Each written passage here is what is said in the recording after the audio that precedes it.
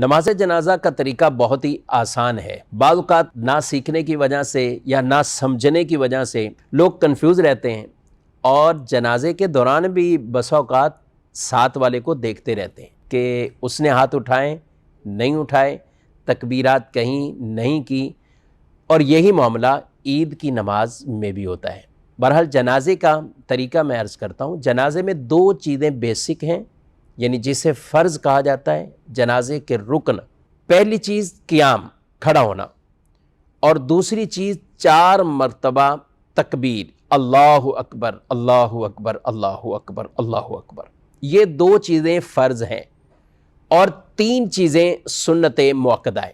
یعنی جب پہلی تکبیر ہوتی ہے تو اس کے بعد ثنا پڑھتے ہیں، دوسری تکبیر تو درود پاک پڑھتے ہیں، تیسری تکبیر تو دعائے میت کے لیے دعا، اللہم اغفر لحینا و میتنا و شاہدنا و غائبنا، اور اگر نابالغ بچے کا ہے تو اس کی دعا، اگر نابالغ بچی ہے تو اس کی جو دعا الگ سے بیان کی گئی۔ تو بیسک جو جنازے کے اندر چیزیں ہیں، ایک قیام، کھڑا ہونا، اور 4 مرتبہ تکبیر کہنا۔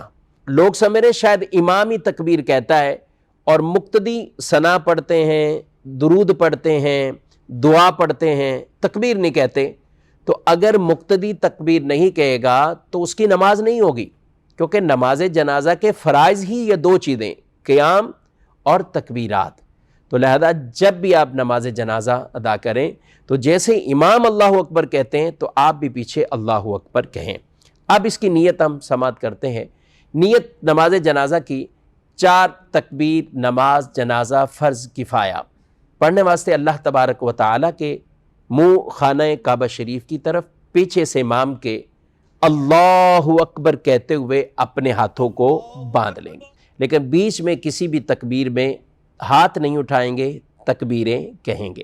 جب ثنا پڑھیں اور ثنا کے اندر وَتَعَالَى جَدُّكَ، اس کے بعد وَجَلَّ ثَنَاؤُكَ وَلَا إِلَٰهَ غَيْرُكَ، یہ 7 اگر اضافہ کر لیتے ہیں تو یہ بھی بہتر ہے، اور اگر صرف نماز والی ثنا پڑھی تو بھی سنت ادا ہو جائے گی۔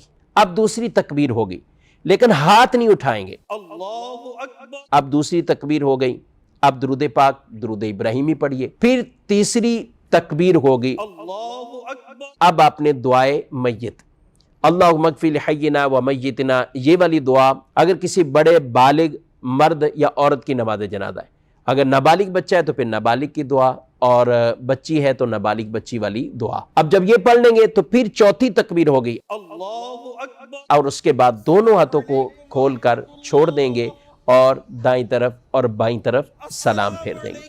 بہت سے لوگ ہاتھ جب چوتھی تکبیر ہوتی ہے تو ایک طرف سلام پھیرتے ہیں، السلام علیکم ورحمۃ اللہ، ایک ہاتھ کھولتے ہیں، پھر دوسری طرف السلام علیکم ورحمۃ اللہ، پھر دوسرا ہاتھ کھولتے ہیں۔ یہ نہیں، جب آپ نے چوتھی تکبیر کہہ دی تو اب ایسے ہی نا، اللہ اکبر، چوتھی تکبیر ہوئی، دونوں ہاتھ کھول دیں، السلام علیکم ورحمۃ اللہ، السلام علیکم ورحمۃ اللہ۔ اگر آپ نے اچھے انداز سے یہ طریقہ سیکھ لیا، سمجھ لیا، تو میں نہیں سمجھتا کہ پھر آپ کبھی نماز جنازہ میں کبھی آپ کنفیوز ہوں اور آپ کو پریشانی لاحق ہو۔ یہاں یہ بات بھی عرض کرتا چلوں، اگر کسی بھائی کو دعائے میت یاد نہ ہو، دعائے جنازہ یاد نہ ہو، یاد کرنی چاہیے، کوشش کریں جو دعا جس وقت پڑھنی ہے وہی پڑھیں۔ لیکن اگر دعا یاد نہیں ہے تو آپ کوئی سی بھی دعائیں معصورہ، قرآن یا حدیث کے اندر جو دعائیں منقول ہیں تو آپ وہ دعا پڑھ سکتے ہیں۔ یعنی ربنا آتنا فی الدنیا حسنہ، یہ والی دعا، ربنا اغفر لی ولوالدی وللمؤمنین یوم یقوم الحساب، یہ والی دعا۔ اور اسی طرح سورہ فاتحہ بھی دعا کی نیت سے پڑھ سکتے ہیں، قرآن کی نیت سے پڑھنے کی اجازت نہیں ہے۔